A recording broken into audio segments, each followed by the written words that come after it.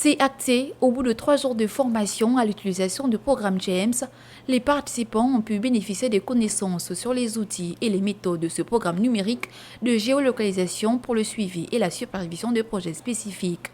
En cette dernière journée de formation, ces agents des ministères ont présenté tour à tour leurs projets, le tout couplé à l'outil James. Ce sont les éléments de contrôle que la méthode James est venue vraiment nous donner. Et là, nous avons suffisamment, nous sommes déjà outillés à travers la méthode James qui sert de suivi et d'évaluation de notre cas. En fait, notre cas qui est le suivi et évaluation des personnes vivant avec la tuberculose multirésistante. À la Direction générale de la statistique, nous faisons une panoplie d'opérations de collecte.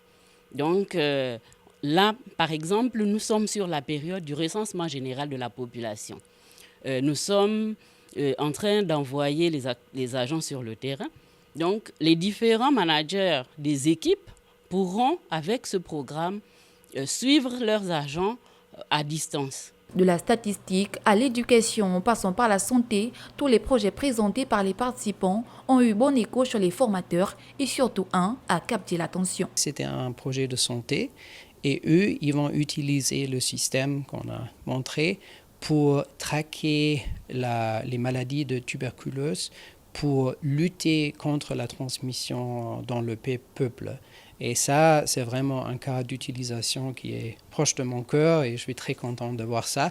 Et le truc qui est super, c'est qu'ils vont commencer à utiliser les outils sur le terrain la semaine prochaine. Alors, ce n'était pas seulement une formation, c'était effectivement le point de départ de la collecte de données et de l'amélioration dans ce contexte des projets et de développement dans le contexte de santé. Cette initiative de la Banque mondiale vise à accompagner les porteurs de projets dans la collecte de données, la supervision et les interventions à distance, tout en fournissant une plateforme pour la gestion des risques liés à ces derniers.